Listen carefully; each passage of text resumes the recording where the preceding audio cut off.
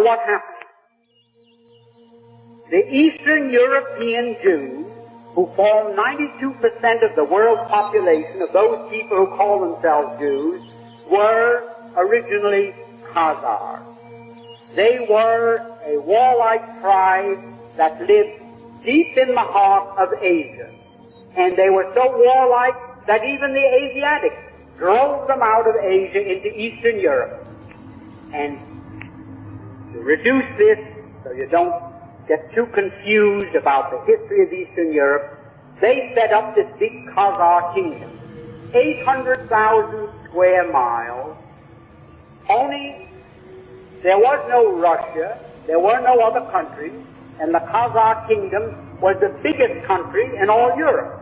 So big and so powerful that when the other monarchs wanted to go to war, the Khazars would loan them 40,000 soldiers. That's how big and powerful they were. Now, they were phallic worshippers.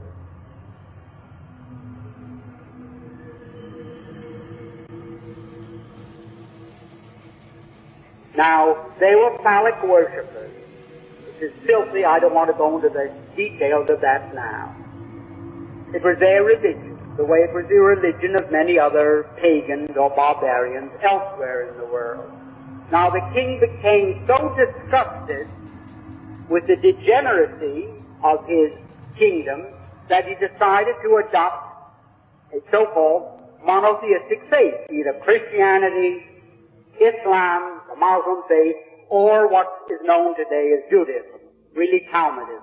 So, like spinning a top, he said, eeny, meeny, miny, mo, and he picked out so-called Judaism.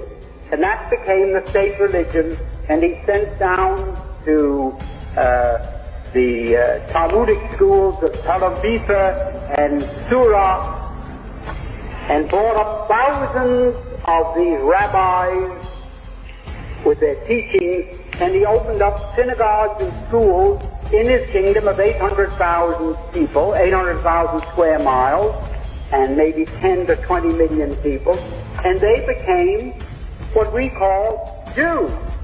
There wasn't one of them that ever had an ancestor that ever put a toe in the Holy Land, not alone in Old Testament history, but back to time, the beginning of time.